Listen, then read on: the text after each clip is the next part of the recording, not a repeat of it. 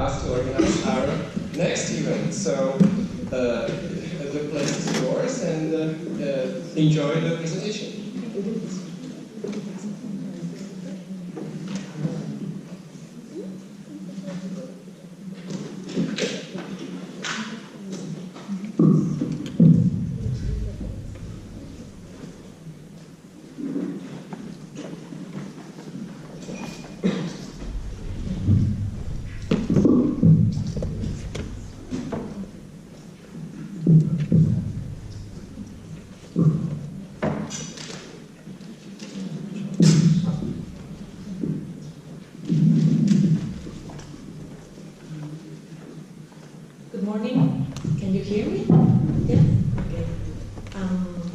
For being here at 9 in the morning. And thank you very much for this invitation and the opportunity to present here. I'm very glad to be here 2 years after the Barcelona conference. It's a really different experience when you're not organizing this conference.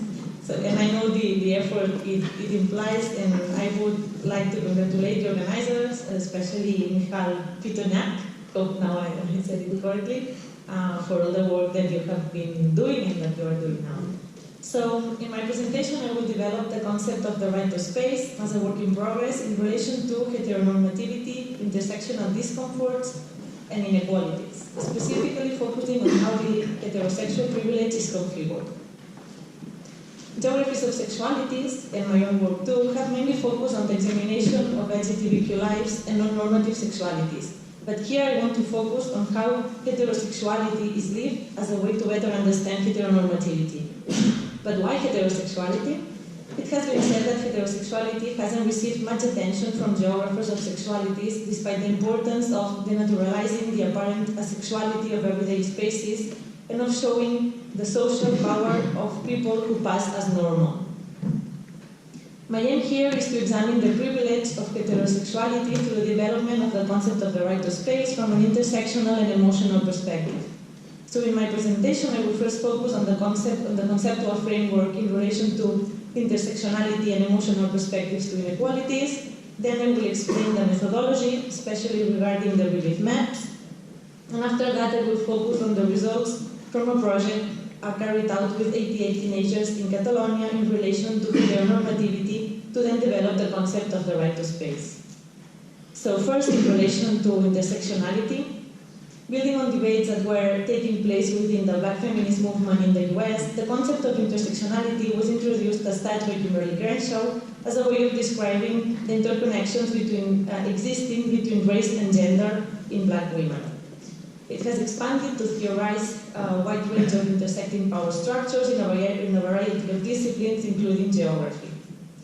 My work has been focusing on developing geographies of intersectionality, showing how place is a key element for understanding intersectional relations, mainly in two ways. On one hand, for the importance of geographic context in knowledge production, and on the other, for the relevance of specialities in intersectional dynamics. As currently there's an intense discussion on the use of the concept of intersectionality, its origins and appropriations, I want to focus for a few minutes in the first topic to show my approach to it. The second one, specialities in intersectional dynamics, will be the focus of the second part of the presentation. So in relation to geographic context in knowledge production, defining the historical antecedents of intersectionality has to do with power dynamics. And situating the roots of intersectionality in Black feminism is vital if we do not wish to lose sight of its transformative potential and radicality. Numerous works have identified a movement attempting to marginalize race-related discrimination and an attempt to silence Black women's voices, experiences, and contributions in the studies on intersectionality. So, placing the concept at the core of Black feminism and highlighting the specific voices and bodies from which it arises is crucial to avoid whitewashing and ignoring Black women as the producers of knowledge and as active players in the fight against discrimination. At the same time, from a global perspective and considering power dynamics, I think the theory of intersectionality arising in the United States should be also situated against a global backdrop of economic, political, and cultural imperialism, and within a context of English-speaking hegemony in knowledge production. It is this hegemony that permitted the dissemination and spread of authors and ideas around the world, but also contributed to minimizing other ideas that were being produced in other languages and other places. In other contexts, at a similar period as in the US, other proposals that interrelated different axes of oppression appeared from marginalized collectives. As an example, already in the 19th century, there were women denouncing the violence they suffered because of their position of oppression in multiple layers in Latin America. Here I want to show some other examples in the Catalan context where I have conducted most of my research. She's Maria Mercè Marçal. I don't know if you know her. She was a Catalan poet, writer, and a feminist, lesbian, Marxist, and pro-independence activist. She's considered one of the most recognized poets of Catalan literature from the 20th century, honored with a wide range of literature prizes and translated into various languages. Divisa, Motto, published the same year as the Combahee River Collective statement, is one of her best-known poems, one that relates her experiences as a woman from the working class and an oppressed nation and points at the positions of oppression as sources of rebellion. One of Marçal's works, and the one that most clearly evidences her intersectional vision, is the text Dona i Nació, Woman and Nation, Feminism and Nationalism, which she wrote with other feminist colleagues and presented during the second Catalan Women's Meeting in Barcelona in 1982. It's a text that states that, quote, feminism must be a tool for global liberation that breaks the chain of interrelated and inseparable oppressions upon which society is based, and that criticizes positions within both the feminist movement and the left-wing Catalan independence movements that aim to, quote, deny that the two spaces intersect at some point, argue that we are dealing with two areas that are mutually exclusive or that have nothing to do with one another. With regard to personal experience and political practice, the authors also show how, quote, that which we had on a personal level experienced in a totally inextricably intertwined way, but were required to dissociate and keep up a constant attitude of tension and unease. Such statements point to the heart of intersectional politics and theorizations, which can be found in the English literature with conceptualizations such as the inseparability of oppressions, the specific experience of women crossed by different oppressions, or the space where oppressions intersect as a point of departure for the struggle. So the geographical approach to knowledge production on intersectionality is relevant for showing how place matters and how contradictory intersectional dynamics play an important role. While Catalan feminists like Maria Mercè Marçal are in a position of privilege in relation to the colonizing past and present of Catalonia, white privilege and racism in Catalan feminists and the European borders as killing walls, it's also important to make visible that their voices are generally silenced because of the language they speak. The difficulties of reading and writing in English, what in the Catalan context is also a class issue, and the predominance of academia as the space of knowledge production. In this case, a consideration of national identity as a source of oppression for stateless nations is also a central aspect. So now the second issue before going into the details of the research is the emotional perspective to inequalities. Political and social research on inequalities is generally focused on the public sphere of life, ignoring emotions as a relevant field for studying inequalities. However, emotions are deeply related to the experience of discriminations and to power dynamics in general, and they can reveal unexpressed or normalized inequalities too. As an example, just think about inequality indicators like life expectancy or salary. Most of them try to show inequality through numbers that seem objective. However, many discriminations related to homophobia, sexism, or racism also have to do with emotions such as humiliation, fear, or exclusion. But how can we approach such discriminations in a way that shows this existing inequality? My research has been focused on identifying and analyzing discomforts as a way to reveal social inequalities. However, not all of them point to inequality, so I have differentiated them in three different types. First, systemic or systematic discomforts that are those related to situations where an identity is a source of discomfort in many of the places of the everyday life, so systematic, and point to inequalities that are related to oppressed positions in power structures, so that they are systemic. An example of it would be feeling fear in public space at night as a young woman. Second, circumstantial discomforts are sporadic discomforts that are not systematically related to an oppressed position. An example would be feeling discomfort as a cis heterosexual man in a gay bar. And third, ethical discomforts would be discomfort due to political views, empathic feelings, or ethical positions. For example, feeling anger for a racist commentary while being white. And this differentiation is the one that I use for working with the relief maps. The relief maps are a proposal that I created for collecting, analyzing, and visualizing geographic data on inequalities, emotions, and intersectionalities. This is an example of it, and as you can see, it relates three different dimensions: the social, intersecting power structures, the geographic, places, and the psychological, emotions. They show the curves of systemic and systematic discomforts due to various positions in diverse spaces of everyday life.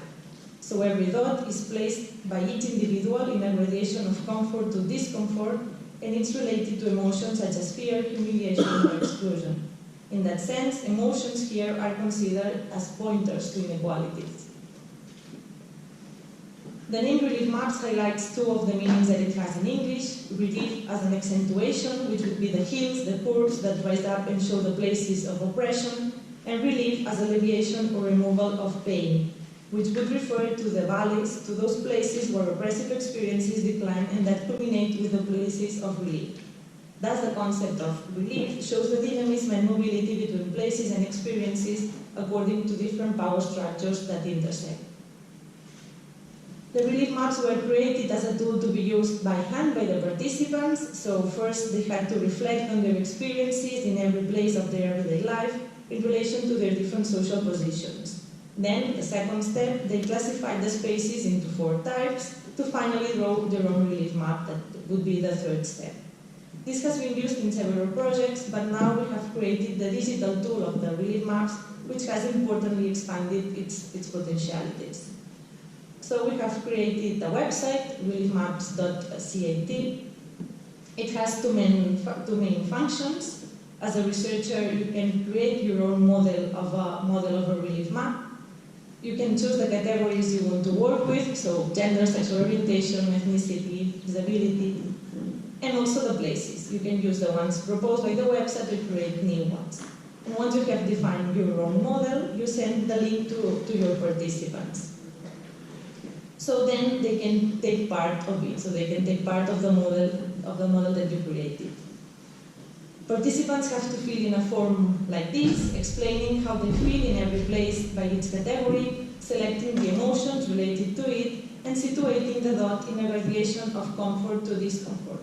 So here you can see an example of the screen for home and sexual orientation.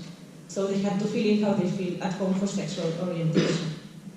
And then the relief map, one like this one, is generated by the website, and it can be seen and downloaded by the researcher together with the comments related to its dot. The data is available in the form of a relief map, but also as an Excel, so allowing for a deeper analysis of the data, both from a qualitative and quantitative perspective. I encourage you to go to the website and check the video that we have produced to show how the website works. I don't have time here, but it's a 5-minute video that I encourage you to check. So the relief maps are a proposal for the collection and visualization of data on intersecting inequalities from a geographical and emotional perspective. And they are also a model for analyzing and conceptualizing intersectionality. They are a tool for empirical research on the effects of intersecting inequalities. Place is considered as constitutive in intersectional dynamics and a central element that shows the dynamism of power relations. It also goes beyond additive conceptions of intersectionality, so there's no reinforcement of categories. Privilege and oppression are always taken into account, and they also allow for a great variety of categories to be considered. Another important issue was that they imply deep reflection on oppression, privilege, and inequalities, what has an important transformative potential for the research process itself. Finally, it's important to know that they are not an end in themselves, but material to be analyzed as researchers. That's also why they are not a graphic, but a map or a drawing of the subjective perception of inequalities. So now in relation to the case study, the data we will rely on is part of the project multifaceted views of gender violence, proposals for prevention at secondary schools from a holistic and intersectional perspective. Seems like a summary and not a title, but it's the title of the project. It's a project that I'm co-leading with Gerard Coll-Planas from the University of Vic. The aim of this project is to analyze the experiences of gender violence and its prevention in secondary schools from a holistic perspective that includes gender violence related to non-normative positions in relation to sex, gender, and sexualities, and that also considers a diverse positions of youth in relation to race, class, and origin. We have used a wide range of methods, from participatory methodologies to analysis of materials, interviews with practitioners, digital ethnographies, and quantitative methods. Regarding the specific data I will focus on, we have been working with 4 high schools in Catalonia with different socio-demographical contexts. As an example, the Barcelona one, the high school in Barcelona, is a private school in a wealthy neighborhood, and on the contrary, the big one is a high complexity center. In total, we have worked with 88 students, and in every of these centers, we have developed 4 sessions, including participatory sessions with a small group of co-researchers, group discussions, debate dynamics, and the realization of the relief maps. This group of 88 students were aged 14 to 16 years old. 53 of them were women and 35 men. Regarding sexual orientation, 71 were self-identified as heterosexuals and 17 as gay, lesbian, bisexual, or other sexual orientations. It's interesting to note that within those 17 non-heterosexuals, 14 were women mostly identified as bisexual. Also from these 17 non-heterosexuals, 11 were atheists and 5 identified with other religious identities. There was also variety in terms of religious identity and ethnicity. And in relation to the relief maps, each of them did their own relief map where they had to fill out how they felt at home, the high school, public space, and social networks in relation to their gender, sexual orientation, origin, religious identity, and nationality, and also their physical appearance. Until now, research conducted with the relief maps had been based on qualitative analysis of the information linked to the maps. However, with the digital version, we have an important amount of quantitative data that is obtained through the grade of comfort or discomfort for every place and identity, so where they situated the dot in the screen. This ranges from 0 to 100, and it can be linked to the profile of the participant and all the other data available, like the type of place or specific emotions. For this study, quantitative intersectional analyses are difficult to undertake with a sample of 88 people, but we have done a preliminary analysis through a classification of the levels of comfort, discomfort in 5 types, ranging from total comfort to high discomfort.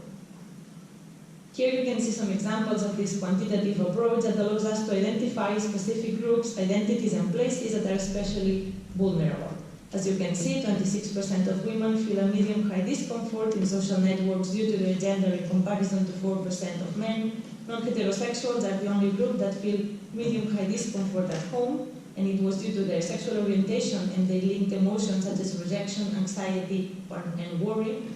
40% of women feel a medium-high discomfort in public space due to their gender in comparison to 0% of men.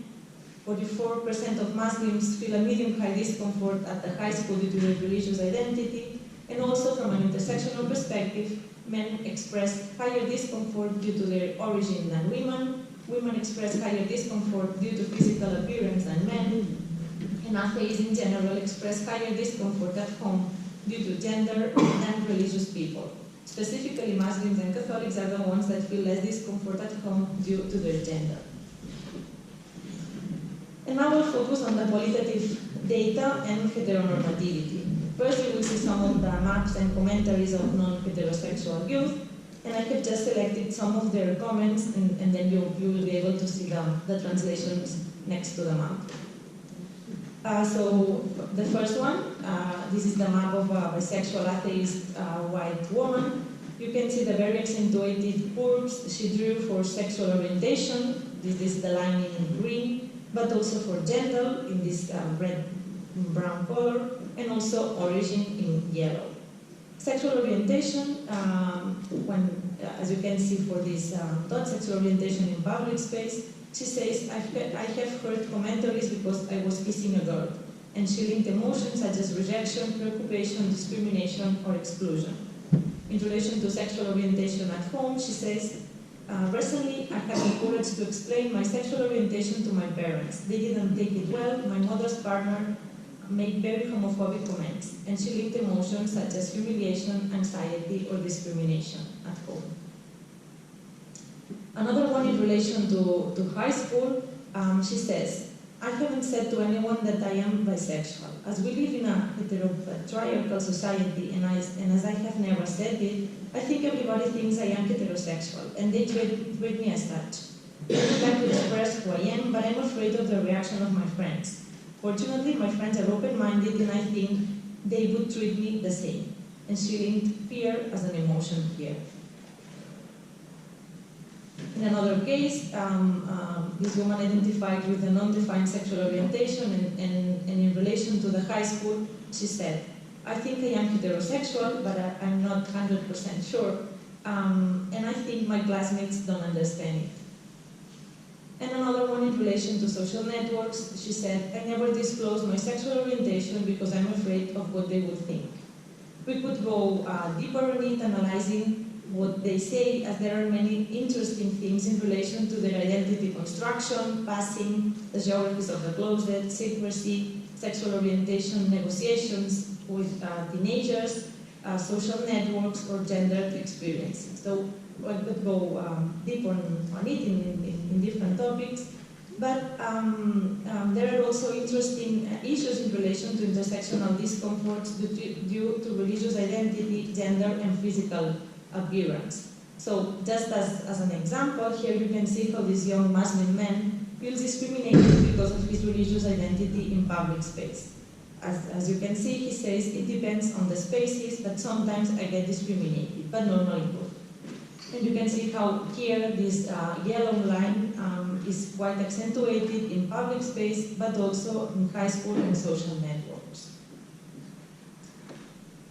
But I want to focus on other kind of relief maps. Here you can see the relief maps of a heterosexual, white, Catholic young man. These lines are black, all of them, and this is showing his privilege in the different places on his everyday life. In relation to his sexual orientation, for example, he just says good, or even nothing at home, for instance. And feelings emotions such as acceptance, freedom, protection, or safety.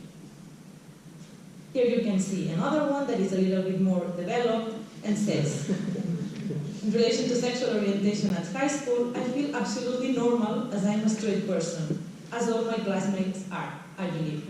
So, I don't know, it was wrong. And at home, he just says perfect. And he linked emotions such as acceptance, freedom, or protection again. And still another one, very similar, he says, I am heterosexual, like if you just like to confirm it. They seem less interesting, so they seem that they're really maps that are not interesting to analyze. And you might think, why am I focusing on this kind of relief maps, having all the other information, and that might be a good question indeed. But I think that it's interesting to show how heterosexual privilege is configured, is especially configured too, and how it reproduces inequalities. That's why I want to focus on the comforts they feel. So, as with these comforts can also be differentiated, so not all of them point to privilege.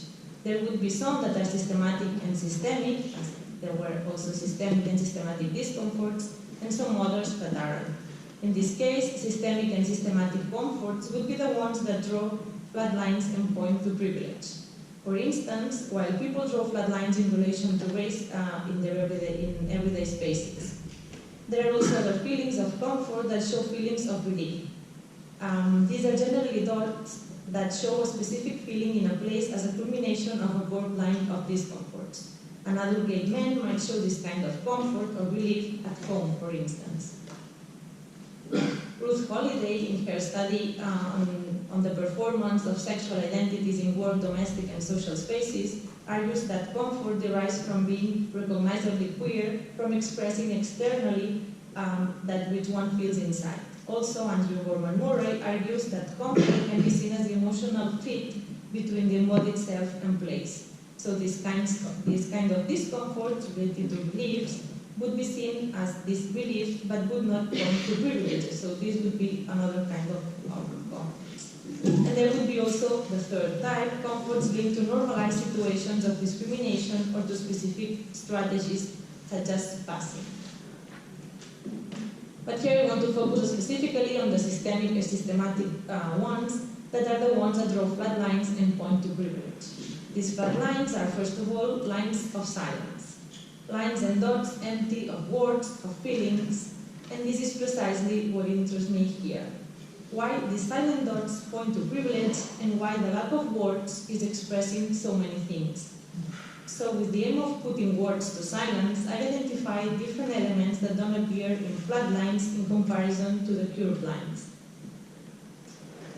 So one first thing would be not being conscious of one's social position.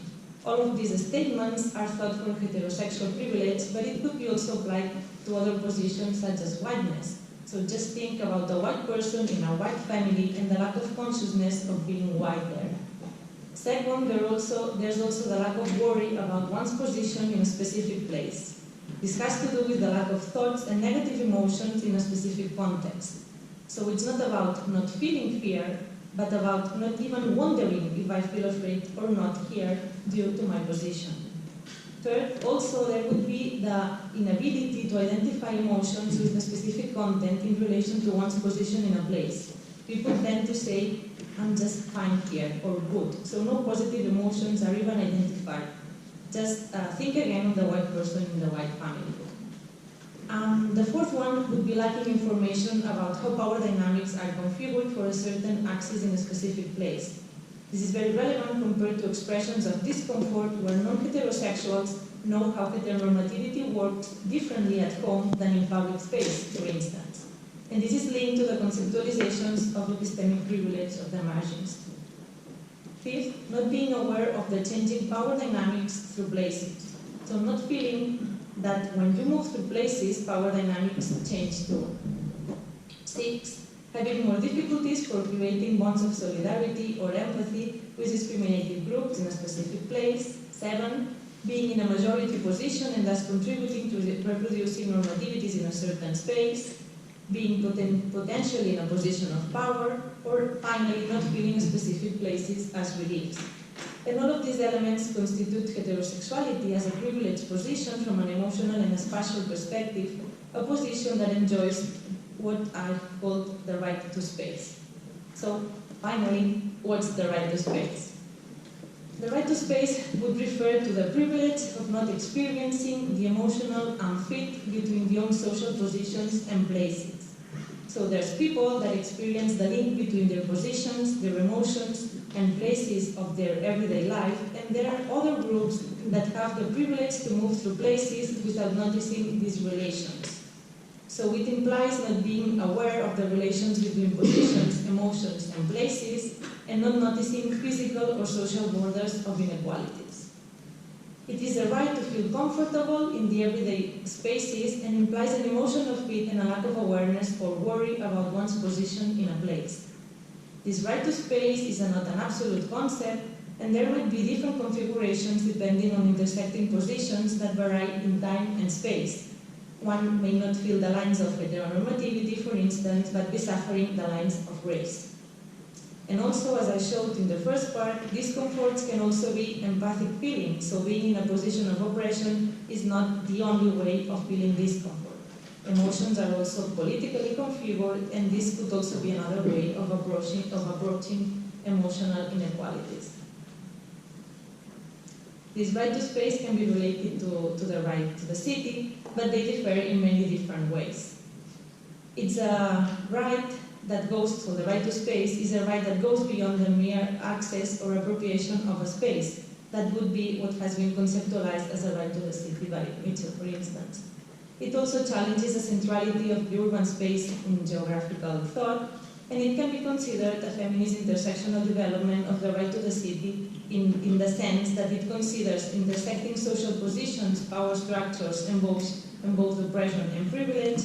It goes beyond the public-private dichotomy, considering the private and the everyday spaces as political too, and also as the site of both inequalities and struggles. So the right to space is also the right to feel comfortable at home in the living room while living with your parents as a teenager.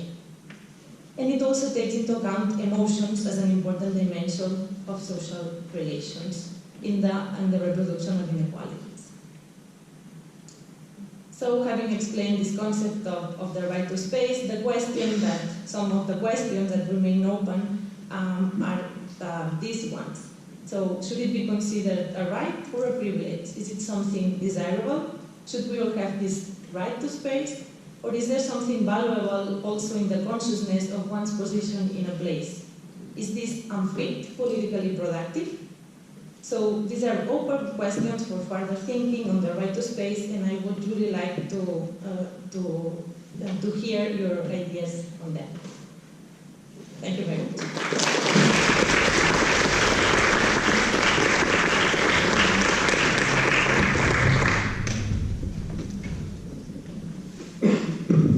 Thank you, Maria, for your excellent presentation, and I would like to invite Cesare Di Felice Antonio from the University of Leicester, who will be leading the discussion. Thank you very much. So I'm pleased, thank you very much, Maria, again, to introduce our discussants. So we have Valerie from the University of Brussels, Belgium, and Alessandro Boussalem from Newcastle University. I think we'll go as usual, up to 5 minutes each, so that there is some time left for questions from the audience and debate. Who wants to start first?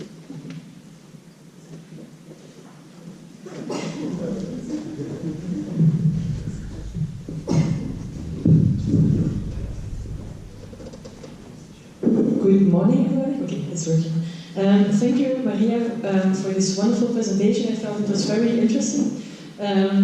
So I'll share some of my questions and thoughts I had when reading your presentation in advance. But of course, I will be responding from my own position as a researcher in Flanders, in Belgium.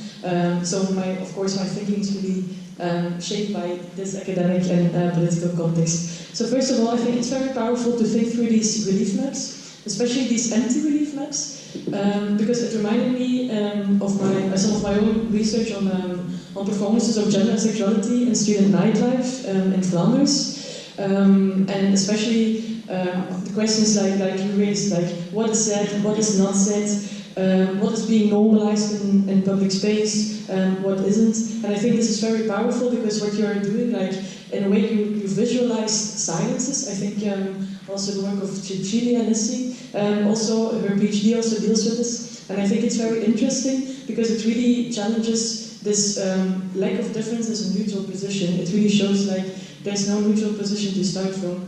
And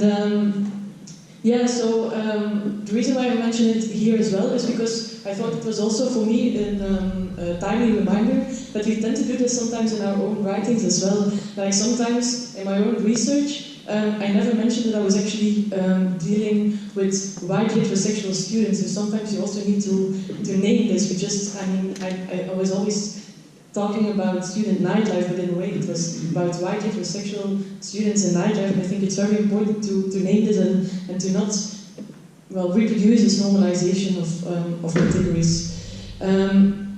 But some other things I was thinking about is, well, of course, this type of research in the context of the alt-right, how to avoid that extreme right or alt-right takes over some of the ideas and concepts you've been developing, when they very well might have these empty relief maps as a goal, if you think about it. And I think in a way it's also the richness of your presentation, because your conceptual framework really goes beyond essentialist views on intersectionality.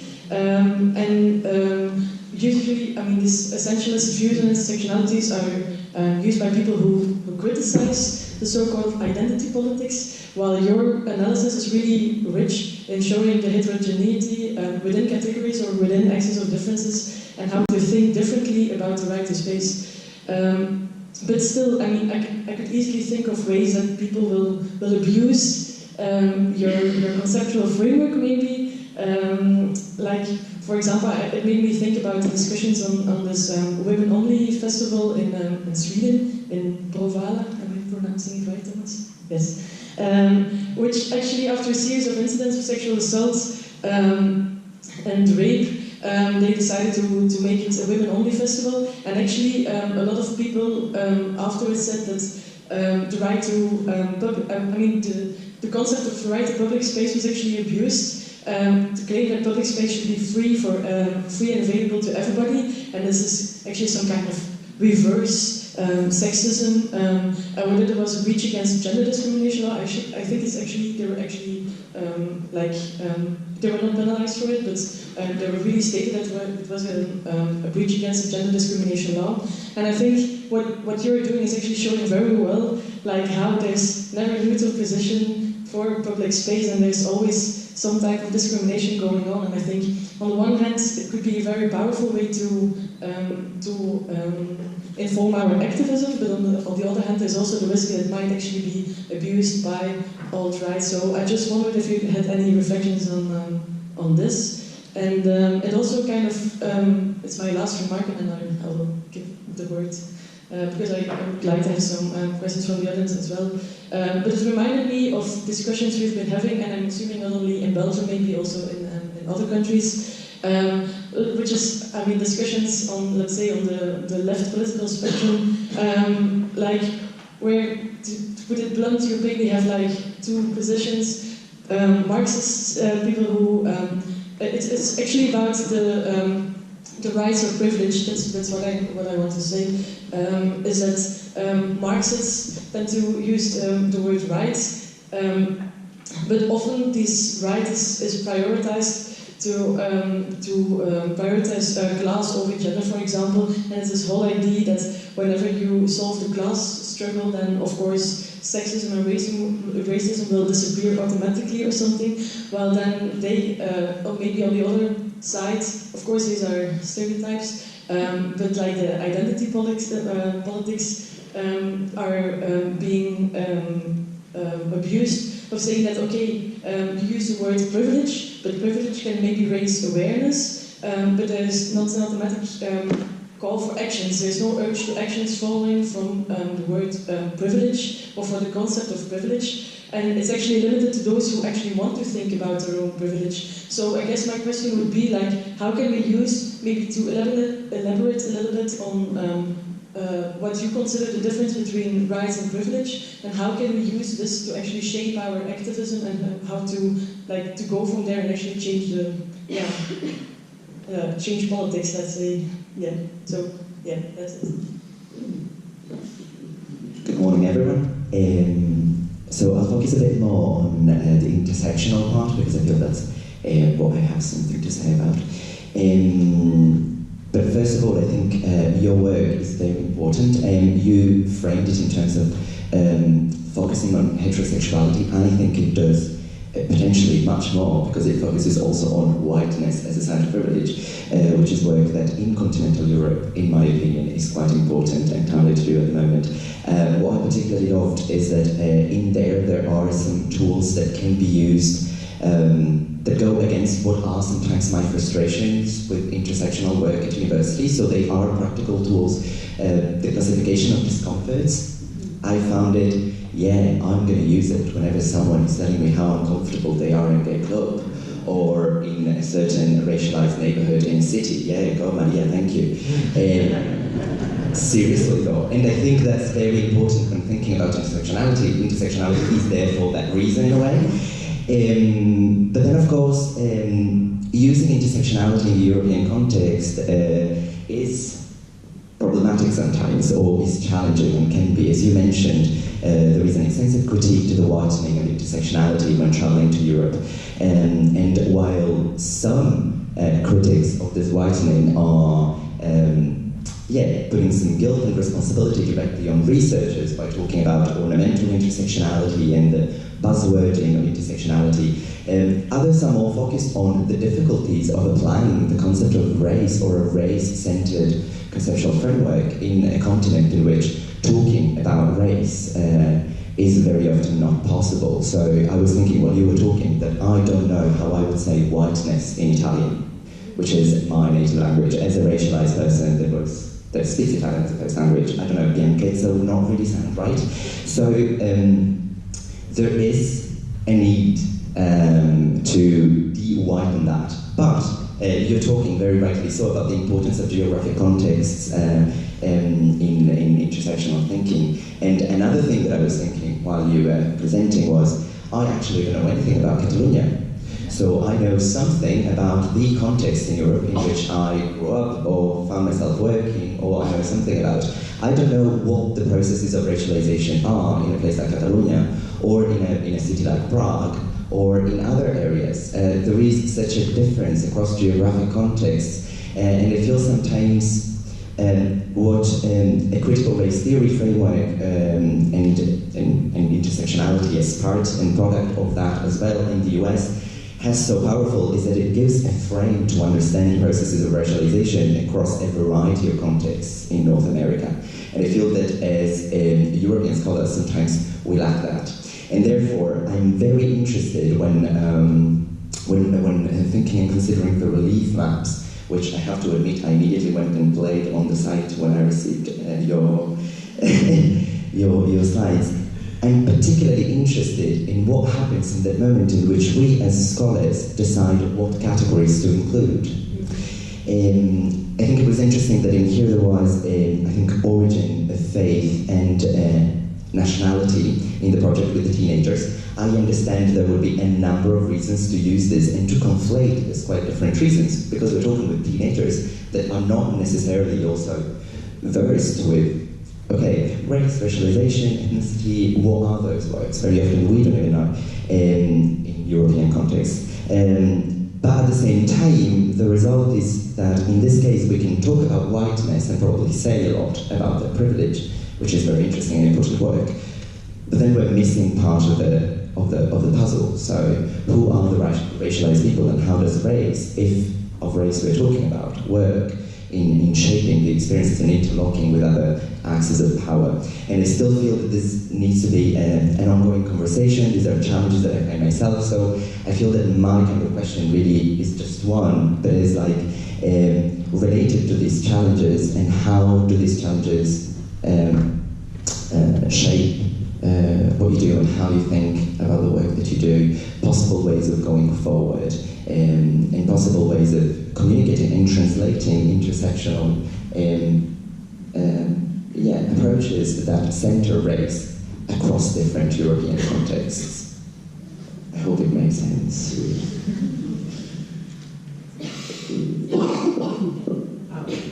First, okay, one question from the audience, and then we can answer again. So, is there any question from the audience? Question, comment? Yeah, also if someone wants to kind of address the issues raised by Valerie and Alessandro.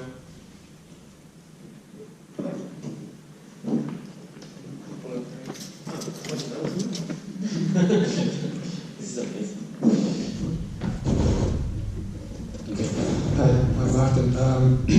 Thank you very much for your presentation. It's really fascinating. I read some articles of you already about the relief maps, but now you have it online, which is even better. And I was wondering, your relief maps present a moment, a map of space in a moment of time, but is there like did you ever think of an option of putting time in it as well? Like, because discomfort can change, settings can change, because people in the settings are changing, practices are changing. Did you ever experiment with including time in your maps?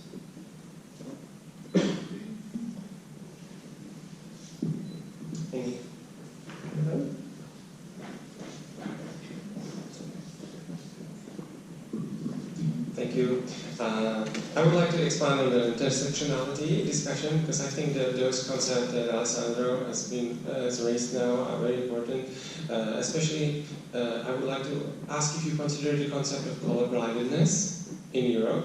I think that was something you were touching upon. And also, I think there's a huge geography in the gender/ethnicity discussion. Like, for example, in our country, it's very difficult to use race as a category because it's been heavily stigmatized, and it's like not used in the same way as it's used in the US. So how that maybe is influencing the way that your research can be spread internationally. Because I heard Martin asking already for the language maybe translations also, which I would be very interested in contributing to. And then the last one, and you already touched that point, is that nationality may serve as a very important role, for example, in Europe, but again, it may not serve as one of those to include in some other regional concepts. So how would you focus on that? Is there any other question, comment, or?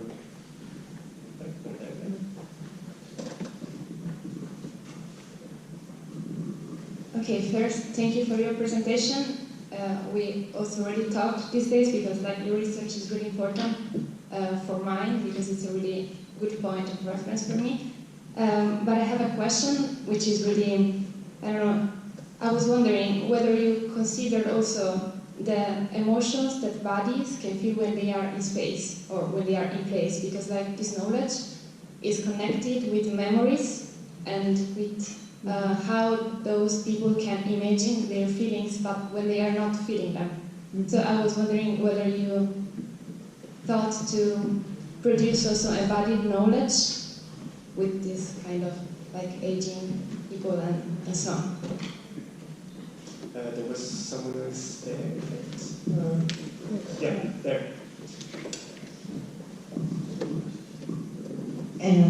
It's possible to make the question in Spanish? Yeah, we can translate that.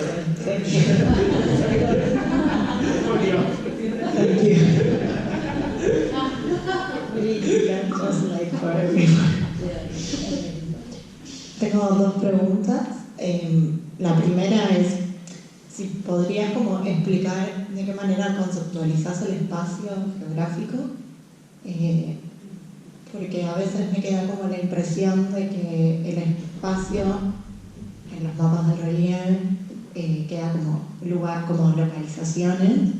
Entonces, si podrías como contar un poco más qué relaciones ves entre esos sentimientos y el espacio, o sea, qué papel tiene el espacio, cómo juega el espacio en generar esas emociones. Y por otro lado, si estás trabajando en la producción de mapas de relieve de la experiencia grupales, o sea, que no queden como en experiencias individuales sumadas, que sumadas pueden explicar ciertas realidades, sino si es posible pensarlos como de modo más colectivo. Gracias.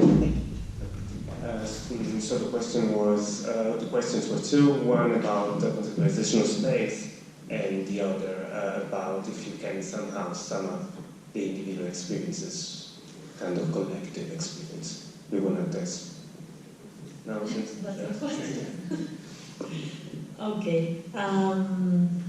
So thank you very much for your contributions and for your comments on my presentation. I think that I don't have answers. I think that they are like open questions, and I'm also thinking about that. So what's the right and what's the privilege? And I'm still thinking what's the difference between them. But I think that when I was elaborating this presentation, I thought that I don't know if I want this right to space, so I don't know if I want to be unconscious about my positions in a space. So I think that there's something politically productive of this kind of experiences, and I was like quite, I don't know if I wanted to have this like absolute right to space. So that's just a question that was like in my mind, but I have to think a little bit more about it.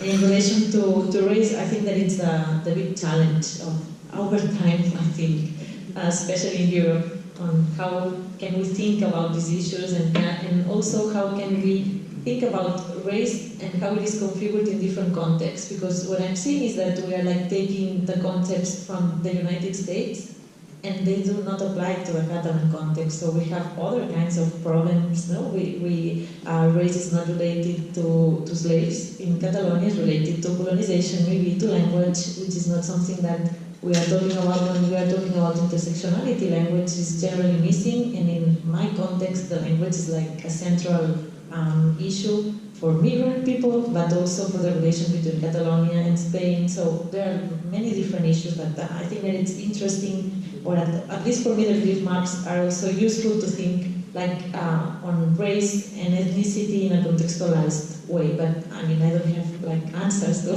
how to work on that generally. In relation to time, time has been, I've been working with time in different ways. So sometimes people use spaces in different times. So public space at night, public space during the day as different types of spaces. Sometimes people use times, the places that that were part of their everyday lives in a past time. So for instance, people write Colombia, and because they come from Colombia, but it's been like 20 years that they are not in Colombia, so it has to do with time, but always from an indirect way, so not directly talking about space.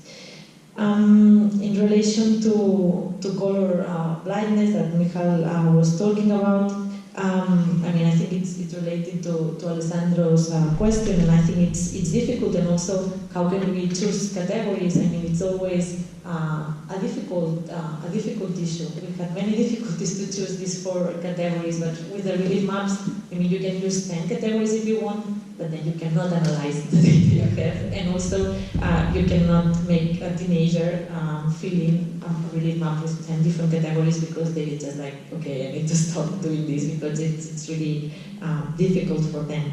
So I think it's always a decision that you have to take for every research, depending on your research questions and on the context that you are analyzing. In relation to your question, Alice, I think that one of the problems that I'm facing with the relief maps is precisely this, so that it's just showing the experiences of oppression that people is conscious about. So it's talking about the subjective experience of inequality, so the discriminations that I feel. But I think that as it is data to be analyzed, it's also relevant to see this kind of relief maps. I did interviews for another project with LGTB people of different ages, and the relief map of a man that was 76 years old was like flat lines also. And I said, okay, I mean, he was a gay man. It's obviously it's not possible that you feel that in all the places of your life you don't have any problem. But he had many different discriminations that were normalized for him, and also the way he compared his situation at that time with the situation he was living maybe 20 or 30 years ago, he felt it as a relief. So he was feeling comfort at that time compared to other times in his life. So I think these are the issues that you can think about with this relief map. So it's not that, like it's true or objective, but it's data. It's like an interview. So you have to analyze, to interpret the data you have in this sense. Relacionada a tu pregunta sobre el concepto del espacio. So I know that putting the places, like, do you understand?